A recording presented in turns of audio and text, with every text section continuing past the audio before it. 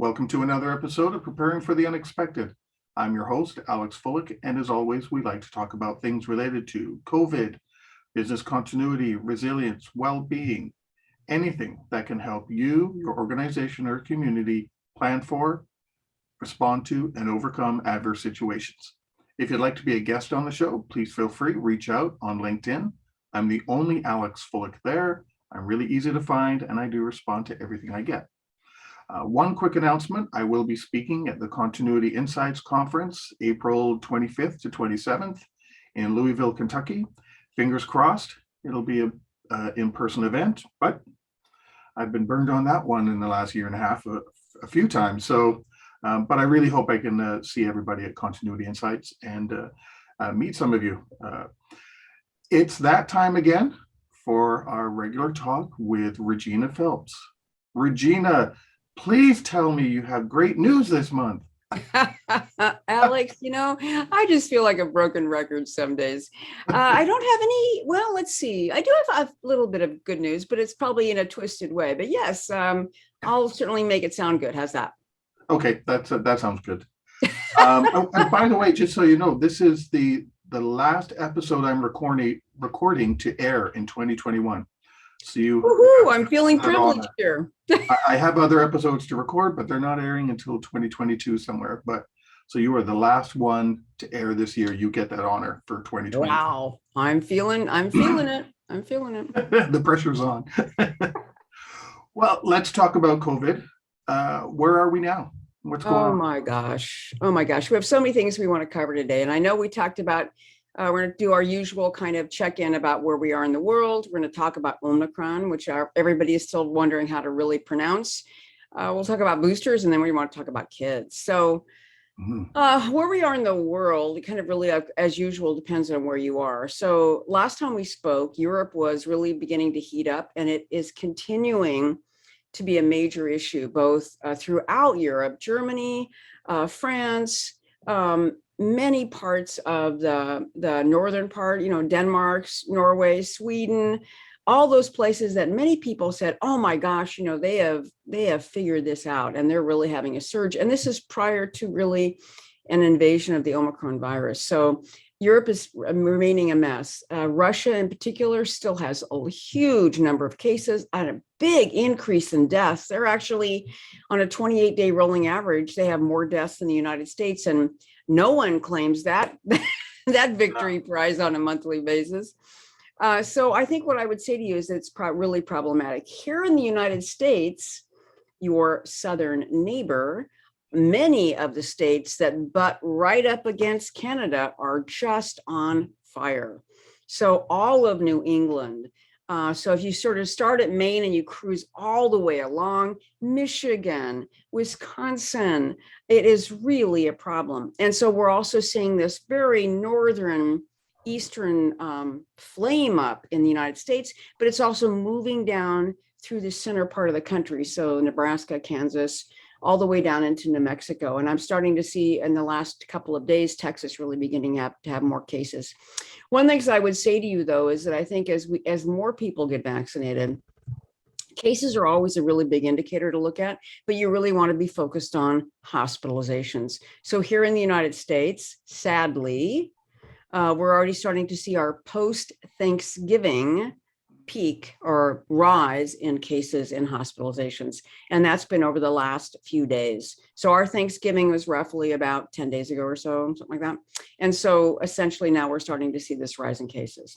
So we're kind of a mess here in the United States, just in a different part. Europe is not doing so well. Africa is starting to light up with Omicron. And Asia currently seems quiet. But what about you in Canada? Well, we seem to be heading in the wrong direction right now. We are, I think I had mentioned before, our Thanksgiving is early October, first week-ish or so. And shortly thereafter, we started to see an uptick. But then as that uptick was starting to occur, the borders were open again. Yeah. So now your neighbor, our neighbor, but it was going both ways. Let's be honest. We were coming down to the U.S. as well. but we were also opening up more to European travel and the globe, put it that way. Mm-hmm. So now we're seeing an uptick. And overall in Canada, our deaths are just below 30,000 now. Cases have been 1.8 million plus. Vaccines, the first dose, we have over 80% of our people vaccinated. You're a rock star. Second dose is over 76%. Wow. And we're going to talk about boosters later, so I'll get to that piece later. In Ontario here, we're starting to see, we've had multiple days in a row of over 1,000 cases now, when we were down to 200 to 300, somewhere in there. So we're really seeing an uptick. And just before I came here, I caught the tail end of a report on CBC News that I had playing in the background before I turned it off, that said potentially in January, which is not that far away, Ontario could be hitting 3,000 cases a day at the rate that we're going now. So that's not good. I know I've got some other numbers, but I'm going to talk about those when we get to some of the other sections here. But a couple of other things that have cropped up that I've noticed is the surgical backlog for elective surgeries. People are now getting concerned because what at one time may have been not a priority, well, it's been snow plowing. And now a lot of people that didn't need their surgeries do need their surgeries. And a couple of other things about the world. I don't know if I'm sure you notice. Germany is suggesting restricting travel over the holidays again. Right. They've closed all their Christmas markets. They pretty much shut down, and that's a huge Christmas country. Yeah. That's and other places are starting to look at that as well. And the floating petri dishes called cruise ships. Yes. A Norwegian cruise ship approaching New Orleans. Well, it's there now. When I saw this the other day, 10 people had been identified as being COVID positive, and they had stopped in Belize, Honduras, Mexico, and now New Orleans. So who knows what's going to happen? I can tell you how many people were infected when they actually disembarked. It went from 10 to 17, and 2 of them had the Omicron virus. Yeah. So, and they were, emptied out into the streets of New Orleans. That's how it works. So who knows what's going to happen there? In Ontario, we've also cut back on any reopening initiatives. Everything's on hold. Nothing new is happening. I've got a feeling if things keep going in the direction they're going, they're going to start cutting back on these restrictions. Maybe, I don't know about a full lockdown. I don't think anyone wants to go there, but going back to, restaurants can't be full anymore, even if you can prove you're vaccinated, going back to, half staff, half capacity, all those kind of things. So that's where things are happening here. It's not rosy right now. Yeah.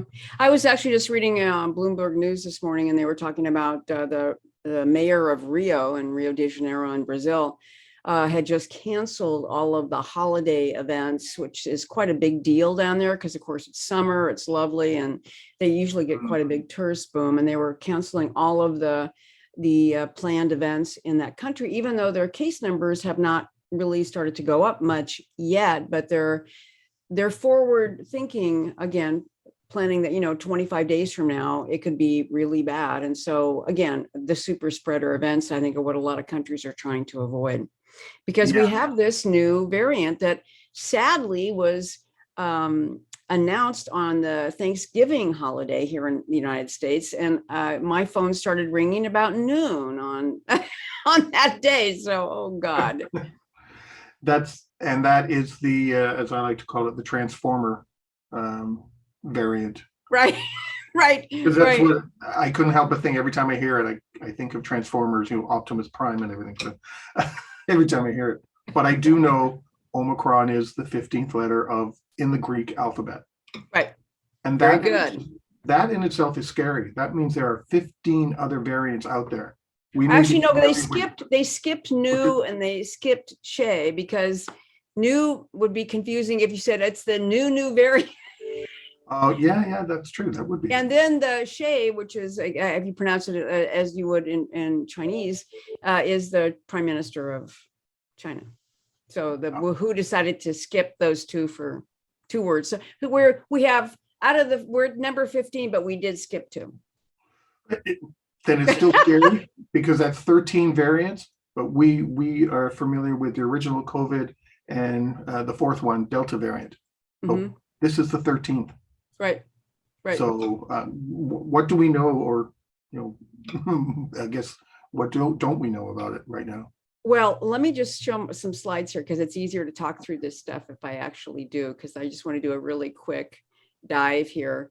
Just make sure that you can see those. Yeah. So Omicron. So it actually was first originally discovered on November 8th, and it was collected from a sample in Botswana, but actually analyzed in South Africa. So it was found on the 8th in South Africa. It was found on the 9th in Botswana. There were other samples that were found on the 10th as well. It actually is really, really, really different. And this is what has really terrified people all over the world. So we're recording this on December 8th. So when anybody hears this and it drops on the 16th, just be aware that there hopefully will be a lot more information than I'm going to be sharing with you today. Yeah. So it's already, as of the 5th, it was in 46 countries. That was 3 days ago. I actually counted this morning, it's up to 60, and in 15 states in the United States. It is a really different virus. And this gives you a sense. There's some really great sites, and I'll send you your link that you can put up on your site that you can monitor it. So what you see in this particular diagram is actually at the very top is Delta, which is actually consume the world. But you can see already the bottom circle is actually Omicron, and it is starting to replicate. And this is genetic samples that have been dropped in to a website called Next Strain, which is a website that scientists from all over the world drop in their genetic samples, and you can actually see it change almost in real time daily. It's pretty, and you can get a sense of the spread. And when Delta took over, everything else disappeared, and all you saw was this incredible increase in Delta. So the thing that's actually terrifying about this is the mutations that are on the spike protein, which I know you've heard ad nauseum. There are 32 mutations, and this is a problem because this is where our antibodies essentially are going to be effective or not. This is what the vaccines are targeted is for the spike protein. This is what the antivirals are. Just to give you a sense, Delta only had 9. And people thought that was gigantic. So this has 32 at the spike protein and a bunch of other mutations. There are 2 theories about how this particular virus came to be. One is that it could have come from a person who is immunosuppressed. So in South Africa in particular, and at many of the African countries, they have a large population of HIV. And so those individuals are very often immunosuppressed, either through medications or through the disease itself. If a disease gets into somebody with an immunosuppressed condition, which could be cancer, or it could be a variety of other things, organ transplants, what happens is that the body has a very difficult time clearing the infection. And so you start to get better, and then you have a relapse, and you start to get better and you have a relapse. And that's because that virus is constantly changing and mutating inside of you because it's trying to survive, and it gets beat down, but not all the way. And so then what happens is that mutation, and this has been documented in hospitalized patients with immunosuppressed conditions, is that it can just continue to make these incredible changes. And so that's one theory. The second theory is it could have popped into an animal, had a variety of changes, and come back to a human. Ooh. And that's being studied in South Africa. So it's not so important as to how it actually happened, but that's the 2 theories that are currently at play, if you will. And this just gives you this is a interesting image. It shows you on the far left are the top looking down at the spike protein, and on the middle section are the mutations to Delta, where you see the blue, white, and pink dots. So this is the 2 different views looking down at Delta. On the far right, the 2 views you're seeing is Omicron. And all of those colors are showing you all of the different mutations on the spike. And for anyone who's just listening on Voice America, believe me, the pictorial is drastically different. Right. And that's why I think it's actually helpful to see it. Because we can see, you can hear about the changes on the protein. It's like, well, so what? But then when you see it, it's like, oh my gosh, it's a lot. Yeah. It's from black and white to multicolors and Right. a lot of them, you know. Right. Right.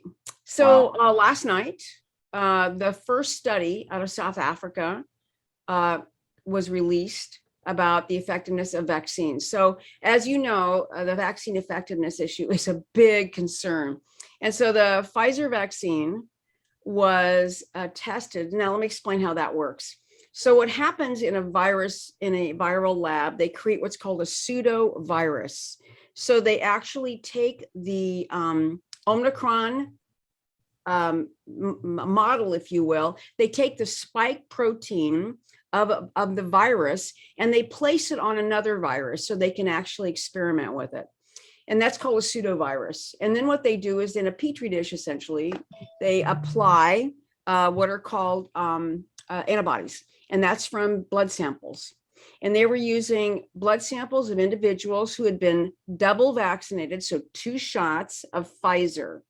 And what they discovered in the research that was released last night, you're going to see here about a lot today, there was a 40-fold reduction in effectiveness of the vaccine of a 2-dose series. So And what's so 40-fold mean? that's a really great Does that question. equate to 40%? It's around that, but it's actually not exactly. And I can't tell you because the only way you can determine 40-fold is you have to know exactly what numbers they're reporting, and the article that's currently out there doesn't have it. Okay. You'll probably hear that today. But I would say it's around 40% more than likely. It roughly would be a way to hold it in your mind. But what it means is it's a lot. And that's going to be a problem potentially. But they haven't tested yet blood that had been boosted. And we'll talk about boosters in a bit. And I just want to remind people, I know we're at the end of this particular section, but there's 5 ways that you evaluate a variant. And I know everybody's become a epidemiologist, so you probably all know this by heart. But first of all is transmissibility, which I mean is how quickly it's able to move from person to person, right? How much more transmissible is it? And Delta was a huge step forward compared to the original virus. Omicron is expected to be around 3 times more infectious than Delta, is what I have heard from my epidemiology colleagues. The second thing you actually assess is illness severity, how sick it makes people. The third is vaccine effectiveness. The fourth is, does it impact therapeutics in antivirals? And then lastly, does it change testing? So can you still have PCR tests done, and do they work? And the answer for the only ones we can really answer right now today is really the testing effectiveness. Everything else is in flux, but in testing effectiveness, the PCR tests do work. And there's a tiny bit of good news about this. Usually PCR tests will not tell you what the variant is. It just tells you it's a coronavirus or SARS-CoV-2. The Omicron strain has a unique marker in it that's, its own marker, but essentially when there are certain tests done on a PCR test, there are channels that pop up and they light up on the machine. Omicron only lights up 2 channels instead of 3. So if you see that right away in the lab, they can go, oh, so they can pull that sample immediately and do genetic sequencing on that. And they're determining, yes, indeed, those are Omicron. So it's like a quick test, not to know 100%, but pretty close that the sample that they just assessed in the lab is actually Omicron. Quick question. Do we know if the illness is the same as it is for Delta or the original COVID, flu-like symptoms? Are there different aspects to this? That's a really great question. The current reports out of South Africa is that the symptoms are very similar. However, they are not seeing loss of taste and smell. But again, remember, this is a small sample size, but that's what's being currently reported on the ground in South Africa. So lots of cold-like symptoms, but not the lack of taste and smell. So maybe that might have fallen out in all of these mutations. We'll have to see. And we don't know if, I know it's more transmissible, et cetera, but do we know at this point if it's more deadly? We don't. That's a really great question. Thank you for asking. So currently right now in Africa, what's being really reported is the following information about severity of illness. They are seeing an increase in hospitalizations. They haven't seen really an increase in deaths yet because it's too early. But what they're seeing is that there is less severe illness. So you can extrapolate perhaps that we might have less severe illness in other parts of the world. However, I would caution any of your listeners to really think about that because it really is reflective of the country that it's in. Africa, the continent, is a very young continent, primarily because they've had so many issues with HIV as an example. So they've had huge numbers of deaths. They don't have a large older population. Of course, there's been other issues of wars and famines. And so they have a really young population for our continent, and, it comes to the United States, for example, or Canada, we have a lot more older people. And here in the United States, we have a ton of comorbidities. And one of the big issues that SARS-CoV-2 really seems to like are people that are obese, high blood pressure, cardiac disease, and diabetes. And we have tons of that here in the United States. So when it lands here and begins to spread, the question will be, what's going to look like here? But I will say to you that in Africa, they're also seeing younger people, I'm talking kids, actually being affected by Omicron far more than the other variants we've seen to date. So really just because it's too early, just because we're not seeing the death rates change, people Right. shouldn't all of a sudden think, oh, well, then I shouldn't worry about this. It's correct. It's not worse. It's just the same. So I'm going to ignore, whatever they say about it, right? People shouldn't do Exactly. that. Exactly. Because it's really, if you look at the date of its discovery, the first case was actually sampled on November 8th. Well, that's actually 30 days ago.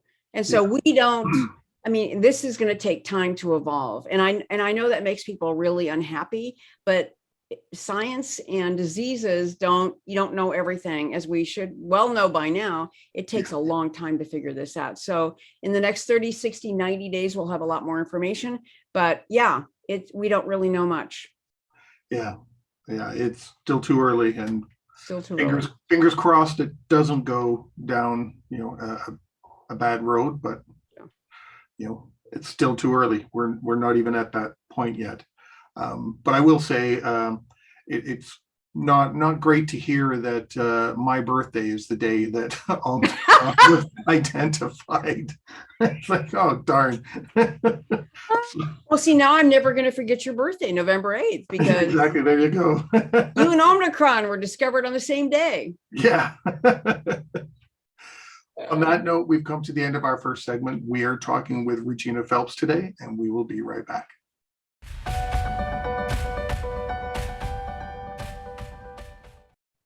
Welcome back. Today we are talking with Regina Phelps, and we're talking about Omicron, COVID, and now we're going to talk about boosters. Yes, let's talk about boosters. Well, I think the thing about boosters that's really important to reflect on here for a moment is that, yes, indeed, I know that it's a luxury to not only be able to get a coronavirus vaccine, because there's many places in the world where you still can't get your hands on one. And it may seem like a huge luxury to get a booster. So I want to talk just for a moment about that. And in particular, that's going to be incredibly important based on the initial studies, as we just discussed, with the Omicron variant and the effectiveness dive that seems to be happening. More information to come, of course, on both the mRNA vaccines, but others as well. So let me just share my screen with you yet again, and I want to just talk a little bit about boosters. And this is the thing I really want people to stop and think about. Is this really a boost, or is it really part of a prime series? So for example, there are two vaccines that you might have wandered into in your life or heard of other people getting. One is on hepatitis B, and the other is HPV vaccine. Those are a 3-series vaccine. And there are other vaccines, depending on your immune condition, where you could easily get 3, like pneumococcal, which is pneumonia vaccines, shingles in some people. So what there is a big theory about is that this could actually not be a boost, but in reality, it could be part of the prime series. Let me explain that in a minute. So the COVID vaccine was developed in a series of trials, as we all know, and they only tried one dosing schedule and one time regimen. So they came up with what they believed the dose would be, and they only tried it with 2 doses, 3 or 4 weeks apart. And I'm speaking about the mRNA vaccines. So that was all that was trialed. Now, why didn't we do a zillion other trials, which is what they would normally do? They would try different dosing. They would try 3 instead of 2. They would have done all of that. Why didn't we do that? Because we were in a global pandemic and people were dying all over the world. And the idea was, okay, we know this works and we're going to get it out. So in reality, if we would have had the 5 or 10 years is how long vaccines normally take, then they would have tried all of that, but they didn't, for all the obvious reasons. So we may actually have a 3-dose vaccine, but we don't know that yet. And so we'll know more once those boosters really get into people's arms and we see how the performance is. So we don't really know what the term fully vaccinated means yet. Correct. And in fact, here in the United States, and I imagine in Canada very soon, what fully vaccinated is going to mean is the CDC is going to change that to not be 2 doses, but 3. Okay. So what I'm showing on the slide, and again, your folks will be able to see it on YouTube. I'll reference this as well. This is a schedule that is the current CDC recommendations. And I know that you have people that listen to you from all over the world, but this just gives folks a chance to take a look at this. And so it talks about the different dosing of Pfizer, Moderna, and J&J, which are the approved vaccines here in the United States, and when you can get boosted. So essentially right now it's 6 months after your final 2nd dose of the mRNA vaccines, that's Pfizer, Moderna, you can get boosted. And for J&J, it's 2 months. And very much in the studies, J&J is really looking like it is a 2-dose vaccine, but again, they only tested 1. And so it's very likely going to be that. Now, I wanted to share with you, and this is a slide that has a lot going on, and I'm going to, of course, provide you with the PDF of this article, but also the link so you can find it to your listeners. And this is a study that was released last week, and it's important because they look at all the big vaccines around the world. So they're looking at AstraZeneca, Novavax, which I believe you both have in Canada. They're doing Pfizer, they're doing Moderna. They did a Johnson & Johnson. They did a variety of other vaccines, and they basically looked at the issue of safety and immunogenicity, which is, the protectiveness of the vaccine over a 3-dose or 2-dose series. And so this is a really important study, and it really does demonstrate that there's a big bump in your effectiveness with this 3rd or 2nd dose if you're a J&J person. Which gets to the question of mix and match. Now, I don't know in Canada whether they're allowing this heterologous dosing, which is what that is called, which means you're mixing drugs. Here in the United States, they've allowed this mixing of these medications, and that's what that Lancet study actually digs into. Can you mix one with the other, and what happens if you do? So here in the United States, and it was demonstrated in the Lancet study, that if you started with a J&J vaccine and you get an mRNA vaccine, you get a gigantic boost in antibodies. If you had a Pfizer vaccine, 2 doses, and then you boost it with a Moderna, you get a big uptick as well. And the difference between mixing the 2 mRNA vaccines is only a slightly difference in effectiveness in the boost. But for a J&J, it's a gigantic increase to get an mRNA vaccine. And so the paper that I'll share with your listeners talks about all the different vaccines and what the boosts actually do. So people might say, well, gosh, well, I got Pfizer. Should I get Moderna? Or I got Moderna. Should I get Pfizer? I would say to you is that you should get whatever vaccine they have. Yeah. And not to debate like, oh, I want the other one, because the difference is only a few percentage points. If you had Pfizer and you get a Moderna, you get like a 3% greater increase in antibodies. Is that a big deal? It's not gigantic, but there is a difference. They do allow the mix and match here in Canada. Oh, Canada? Okay. And it's exactly as you said, take what's available. That's right. Exactly what they said. Mm-hmm. So that's the thing I would say about everybody with boosters is you need to get boosted, because as I said at the very beginning of our talk here, is it could be really a 3' series. Mm-hmm. And we'll really know that over time. But because of the infectiousness of the Omicron variant, it's really important that people get boosted, because we all know already from all of the studies that there is waning immunity. What does that mean? That you actually, as the months go by from your second dose, you are decreasing in your effectiveness to fight off the disease. Would you still likely have a lack of serious illness or death? Yes. But your chances of getting infected are, again, increasing as the immunity wanes. Mm-hmm. I know I'm not eligible yet for my booster shot because it's 6 months after our last, your second shot. Mm-hmm. So I still have just over another month to go yet before I'm eligible. But they currently in Ontario, anyway, it's anybody 50 and above who fits that criteria. Though I'm already hearing that they're talking about starting to lower that already. So right. That I've got a feeling it's going to be a mad dash. Like everyone is eligible as long as your 6 months has gone by. Just sign up.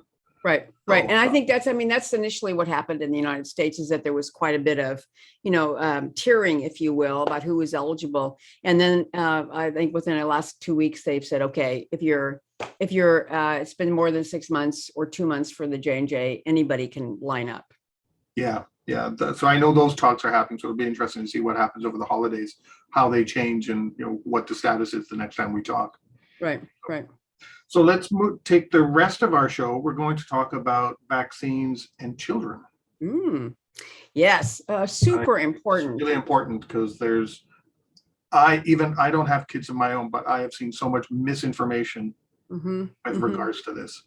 Yeah, I mean, I look at the whole issue of vaccines and children, and it is, as you just said, filled with misinformation. So here in the United States, we now have vaccines all the way down to the age of 5. So the Pfizer vaccine in the US has been approved between 5 and 11. And of course, we do have the vaccines between 12 and 18 for adolescents and young adults. So this is a really important issue. And again, it gets back to why would I vaccinate my kid, right? Because after all, there is this belief that kids don't get COVID. Well, first of all, that's not true. And I'm going to show my slides if I may. And let me just sort of dig into this piece a little bit. So, and I'm going to go kind of quick here for a second. So COVID in children. So in the United States, and the reason I'm referencing only US numbers is that those are the ones that's the easiest for me to find. This, of course, is a global issue for kids. Currently, right now, the American Academy of Pediatrics says since the beginning of COVID, 17% of all COVID cases are kids. So it's not nobody, there's a lot of them. But just in the last month, they're making up 25% of the cases. It's the 6th leading cause of death for children in the US under the age of 12 is COVID. So this is not like it doesn't affect kids. And during the Trump administration, they said over and over and over again, kids didn't get it and it wasn't a problem. And that is not true. But that still hangs in people's minds. It's the 6th leading cause of death for kids under the age of 12. And I just want to point this out. When you think about that, what about adults? COVID is the second leading cause of death in the US, with heart disease being number one. This is for all ages. It's Wow. beat out cancer. It's beat out accidents. It's beat out strokes. This is a big deal. Mhm. This is a big deal, right? So it's affecting tons of people. I'm going to skip through that. So I just want to talk about what they've seen since the Delta variant arrived in the United States. Is we've seen a 10-fold increase, 10 times hospitalizations in kids 0 to 4. And that's a big deal. And so I think that's an important thing that people need to think about. And as far as deaths here in the US, I don't know about in Canada, it's reported by age and sex. So between 0 to 4, since the pandemic began, there's 105 young children that have died that are female and 119 that are male. You'll notice that the numbers are higher for boys. And from 5 to 18, it's 225 females and 292 boys. And that's as of December 1st. So boys seem to be more affected, and that's also for adults as well, than women as far as deaths. Long Do we COVID know and why? other things are more women. Do we know why? No, we don't. Okay.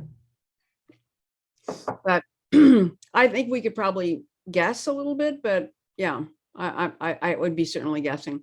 I do want to say that if people have children, young children, babies under the age of 1, they are really at severe risk for COVID because they have a very immature immune system, and they also have tiny airways. And so they're more inclined to have breathing problems.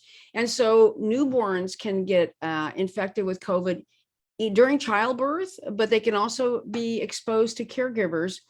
And infants have a much higher viral load. There was a study that came out 2 weeks ago showing that babies when they got sick, they got a huge viral load, and they had a very hard time clearing it. But there's a good piece of news that if the mother is vaccinated and breastfeeding, they can actually transfer their antibodies to their baby. And so for a woman to be pregnant and lactating, so when they're pregnant, they're going to transfer some antibodies to the baby simply because of the pregnancy and the blood exchange between the fetus and the mother. If they're lactating, then they're going to be able to get antibodies to the baby. So that's the only protection this young person's going to get is from their mom. And this is really important. There was a big study that came out about the number of babies dying. This was a study out of South America, that it was a huge cause of death when there were big surges in South America. Yeah, right. So let's talk about myocarditis. This is something that everybody talks about when they talk about childhood vaccines. Myocarditis is an inflammation of the heart, and it can have a variety of symptoms. It's not uncommon after many vaccines that you will have an inflammation of the heart. It affects boys more than girls. But myocarditis is also a complication of getting COVID. And many parents will say, I've heard about studies where kids were vaccinated and they got myocarditis, and I don't want to vaccinate my kid because I don't want them to get myocarditis. The number one risk factor of getting myocarditis is being a boy, not a girl. It is a risk factor for boys, not girls. Myocarditis is a side effect, if you will, or a illness that can cause from a COVID infection. Uniformly, it's much more severe to get myocarditis from actually getting COVID than it is a vaccine. Myocarditis in most children, and it's been adolescents, not young kids, and adolescents, this has been a major issue that kids will have some chest pain. They'll have some discomfort in their chest, and essentially you treat it with Tylenol, other pain relief drugs like that in particular, and then rest, and it goes away within about a week. But this is one of the things that many parents will point to is like, oh, I won't do this because I don't want my kid to get myocarditis. And again, there hasn't been a lot of them related to 1 to 3 cases of myocarditis per 100,000 occur in kids regardless. It's very common for many viral infections to cause myocarditis, not just SARS-CoV-2. So other types of viral infections can cause myocarditis. There have been no reports of myocarditis at all in vaccinated children under the age of 12. It's an adolescent issue and primarily affecting boys. So I just want to really emphasize that, because that's a huge thing I hear from parents a lot. Another disease that is caused from COVID is something that you might have heard of called multi-system inflammatory syndrome, or MIS-C. It is a rare, thankfully, but super serious illness that's from COVID. It inflames the entire body, essentially. So we're talking about your heart, your lungs, your kidneys, your digestive system, your eyes, your brain. And it starts 2 to 6 weeks after an infection. The infection is often quite mild, maybe even asymptomatic. It is a big killer of kids. There were 5,973 cases as of the end of November here in the United States, and 52 deaths. And the average was 9 years old. And these are kids that all of a sudden start to feel really awful. And then literally they progress rapidly. And they end up in an ICU. They end up on a ventilator almost always. It just ravages them. And the ones that survive are really severely compromised. And it's a big deal. So it's not a lot of kids. What do you mean by severely compromised? They have, well, again, this hasn't been, for the last 2 years, right, of observing this, is that they have really long-term health issues, their lungs, their heart, it's like long COVID in many ways, where but they're so severely impacted that they will not have a normal life. And that's, again, a big issue. It's rare, but again, 6,000 cases here in the US. These are all the symptoms. And again, for those of you that are listening by radio, this happens, where all of a sudden they have fever, vomiting, diarrhea, you can't wake them up. They're very confused. Their color they just literally collapse. Their whole respiratory system, their cardiovascular system, and they're very close to death unless they're treated rapidly. It's really pretty horrifying. And then there's long COVID. Another reason, why do you want to vaccinate your kid? You don't want them to get long COVID.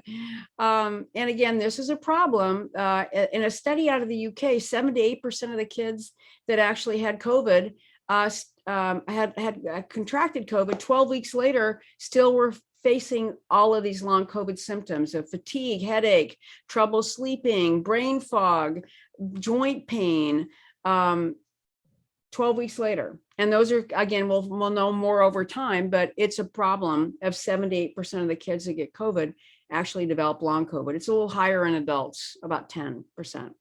So it's a big issue. So those are the reasons we want you to vaccinate your kids. You don't want them to get myocarditis. You don't want them from a disease. You don't want them to get MIS-C, and you don't want them to get long COVID.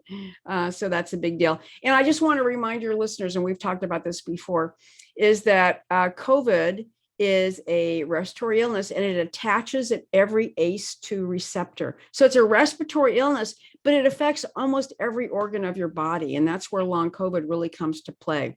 It affects your lungs, your heart, your blood vessels, your brain, your kidneys, your stomach, your intestines. The list goes on and on. So it's not that it only affects your lungs. It's not the flu. And that's really an important thing to think about with your kids and vaccinating them. So I think that that's really critical. I think that's interesting. You said it's not the flu, because a lot of times when kids go to school, parents already have it in their mindset, oh, my kid gets, quote, the flu or a cold every 2 weeks and brings it home. Right. But we've got to be vigilant, because it could be more than that. Right. Absolutely. And so what I just want to say, I know that we're getting close on time, is that around the world, there's a variety of vaccines that have been approved for children. So in Canada, Israel, and the United States, they're using Pfizer from 5 to 11. And that dose, just so parents know, is half the dose. It's a third of the dose, excuse me. They get 10 micrograms. If you're 12 and older, all the way up to your dose, you get 30 micrograms. So little kids are getting a third of the dose. You may say, well, is that effective? they have really robust immune systems, and they're getting a third of the dose, and they're getting a great antibody response. So they didn't have to give them the full dose. They gave them a third. And there has been no side effects, no serious side effects. They have a sore arm. They might feel a little tired the next day, but they have been in the United States. There has been no serious side effects for young children. Same in Israel. I don't know about Canada. In other countries, Cuba is doing their own homegrown vaccines, which apparently are very good. In Cambodia, they're using the Sinovac, which is a Chinese vaccine. And they've also launched Sinovac as trials in a variety of other countries. So more of that's getting pushed out. And again, what I would just say as we close here today is that the vaccine is the same vaccine that adults get, but a lower dose. There's been no serious side effects at all in children and Israel from 5 to 11. And what they get is a sore arm, tired, fatigue, maybe a little bit of a fever. So when people say, I don't want to vaccinate my kids because I'm afraid of the side effects, or I'm afraid what's going to happen, what I would say to you is that when you look at the dosing and you look at the current study, which now here in the United States, I think 5 million kids have gotten this vaccine, there have been no side effects, serious side effects. So look at the impact of this disease on your child. Look at the impact of potentially of them getting things like long COVID, MIS-C, the impacts it has on their body overall, every ACE2 receptor. If you could actually prevent your kid from getting sick, wouldn't you do that to prevent any of these other issues? And again, I want to remind you, here in the United States, it's the 6th leading cause of death for kids right now, today. That's staggering. Staggering. Just to hear that. We only have a minute left, so I'm just going to share those numbers that I said earlier that I would share about booster shots or kids and needles. In Ontario here, for the first dose for 5 and above, we're at 85%, and for 5 and above, having received 2 doses, we're at 81%. I'm rounding the numbers up, by the way. And for 12 and above, it is for 1 dose, it's over 90%. And for 2 shots for 12 and above, it's almost at 88%. You guys are rock stars. You are rock stars. It's interesting that those numbers are higher for kids than they are for adults. So I would like to see a study on that eventually one day, why the discrepancy. Our parents not wanting to get the needle themselves, but know that their kids should. So, I'll just say one thing. I know we're almost out of time. Is that here in the United States, the vaccine profile of a kid is replicating in the vaccine profile of the parent. So if the parent is a big vaccine person, that kid's vaccinated. If the adult's not vaccinated in that home, the kid's not vaccinated. And unfortunately for us in the US, that's a lot of people. Yes. Yeah. Well, we have come to the end of our show. Regina, thanks so much for sharing this information, especially about the kids. I really hope parents out there or people that are questioning or have the wrong information really pay attention to some of this. You are going to provide me some of those links, and I'm going to put them in the description of the episode on YouTube and Voice America. So please check those out, everybody, if you want to see the source. It's not just someone, we're not just talking about it. We've got the real science and reports behind it. So please check those out. And since this is the last show, Regina, I wish you happy holidays and a happy new year. I hope you, friends and families and colleagues, everyone has a great, safe, and happy time.